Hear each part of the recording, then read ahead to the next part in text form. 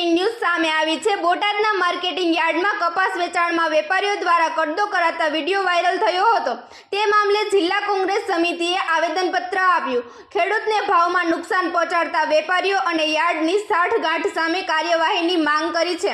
કોંગ્રેસના પ્રમુખના આક્ષેપ પ્રમાણે વેપારીઓ અને યાર્ડ વચ્ચે ગાઠબંધન થતા ખેડૂતોને કપાસના વેચાણમાં માર પડી રહ્યા છે। વધુ સમાચાર માટે જોતા રહો આરપી ગુજરાત ન્યૂઝ રાજકોટ। સુરક્ષિત રહો। ધન્યવાદ। મારું નામ રમેશભાઈ મેર છે। હું એક બોટાદ તાલુકાનો ખેડૂત છું। રમેશભાઈ, આવેદનપત્ર આપ્યો છો કલેક્ટર સાહેબને, શું વિગત? આવેદનપત્ર અમે ખેડૂતનો મુદ્દો લઈને આવ્યા છીએ। જ્યારે ખેડૂત પોતાની રાત દિવસ મહેનત કરી અને જે કંઈ પાક પકવે છે, પાક પકવ્યા પછી જે માર્કેટિંગ યાર્ડમાં લઈને આવે છે, તો હાલની તકે અત્યારે કપાસની સિઝન ચાલી રહી છે, તો કુદરતના એક વરસાદ અતિવૃષ્ટિના હિસાબે કે ખેડૂતોને કપાસના છોડવે જ કપાસ પાકી ગયો છે।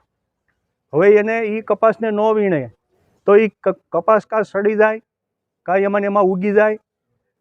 ખેડૂતે જે 4 મહિના મહેનત કરી, 4 મહિના મહેનત કરીને રાત દિવસ કપાસ જ્યારે પોતાની પાસે આવ્યો અને એ કપાસ જ્યારે માર્કેટિંગ યાર્ડમાં લઈને આવતા હોય ત્યારે બોટાદ નહીં પણ સમગ્ર ગુજરાતમાં પ્રશ્ન એ છે કે ખેડૂત પોતે જે માલ લઈને આવ્યો એ વેપારીને બતાવે છે કે ખુલ્લો મૂકી દે કે ભાઈ આ અમારો માલ છે, જે નીતિ નિયમ મુજબ એનું રજિસ્ટ્રેશન થતું હોય, પછી જે વેપારીઓ કપાસ ખરીદે છે એ પોતાના લાભ માટે કે હરાજીમાં ઊંચા ભાવે લેવાનો, જ્યારે જીનિંગમાં ગયો એટલે ત્યાં જઈને કડદો કરીને ભાવ 100 રૂપિયા, 50 રૂપિયા, 80 રૂપિયા આવી રીતે કાપી નાખવાના।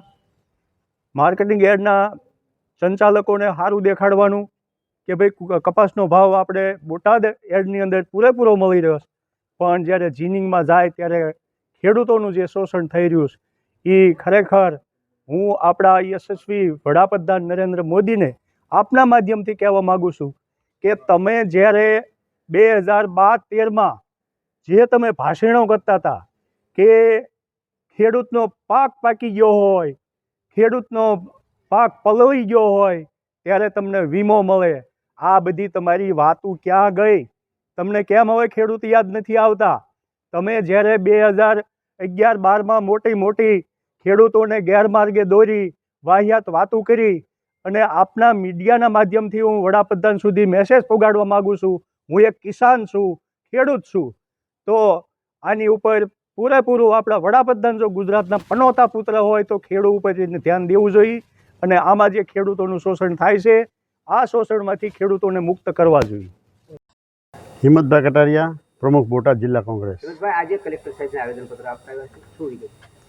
આજે આમ તો આપણે જોઈએ છીએ કે આ ચોમાસાની અંદર અતિવૃષ્ટિ બહુ થઈ અને ખેડૂતોને પુષ્કળ માર પડ્યો છે, ખેડૂતોનો ખેત પેદાશો બગડવા લાગી છે। ત્યારે ઘણા ટાઈમથી ફરિયાદો હતી, હવે તો તાદશ દેખાવા મળી અને વિડીયો પણ વાયરલ થઈ ગયા છે કે માર્કેટિંગ યાર્ડની અંદર ખેડૂતો પોતાની જણસ લઈને જાય, કપાસ લઈને જાય તો ત્યાં વેપારીઓ યાર્ડની અંદર વેપારી અને યાર્ડવાળાની એટલી સાઠગાંઠ છે કે ક્વોલિટી જોઈ લે, ચેક કરી લે અને પૂરી અધિકાર હોય છે અને ખેડૂતો ક્વોલિટી ચેક કરવા પણ દે છે।